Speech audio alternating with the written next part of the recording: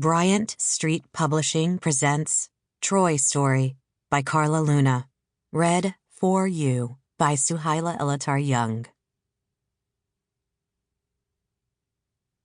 Dedicated to the memory of my mother, Dulcie Luna, a truly gifted artist who marched to the beat of her own drum. Chapter 1. Dusty Danforth had faced down venomous snakes, deadly scorpions, and surly camels. None of them had proved quite as intimidating as her mother when she was in a disapproving mood. Her anger hardly seemed rational. If anyone should understand the need to spend the summer working on an excavation, it should be Dr. Louisa Danforth, world-renowned archaeologist and scholar of Egyptology. But while Dr. Danforth had a Ph.D., Dusty did not, hence the argument.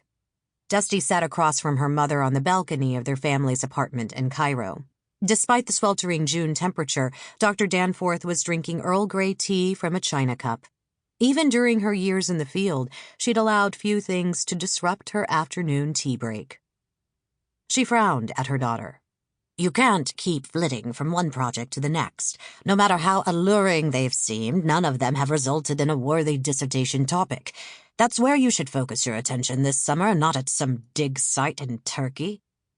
Dusty cast a wistful glance at the Nile shimmering in the distance. It's just for 2 months. I don't see how— Dulcinea Danforth, you have spent 5 years in graduate school, and you have nothing to show for it except a handful of drawings. You need to get serious about your future. Not for the first time, Dusty fought back a surge of resentment. It wasn't like she'd been doodling in a notebook. She was a trained archaeological illustrator whose artwork had appeared in dozens of scholarly publications. She had a master's degree in classics, and she hated the name Dulcinea. She'd been going by Dusty since she was 3. But if she didn't offer a concession, her mother wouldn't stop nagging. Once the summer ends, I promise I'll go home to Boston. You won't go jetting off to Cyprus again, or Tunisia. I realize you're old enough to make your own choices, even if you dress like you're 16 instead of 26. Another hit. Her mother had brought out the big guns today, but not everyone could pull off a cream linen pantsuit and a perfectly coiffed bob the way Dr. Danforth could. Dusty preferred comfort over style, which was why she usually opted for baggy cargo pants and graphic tees.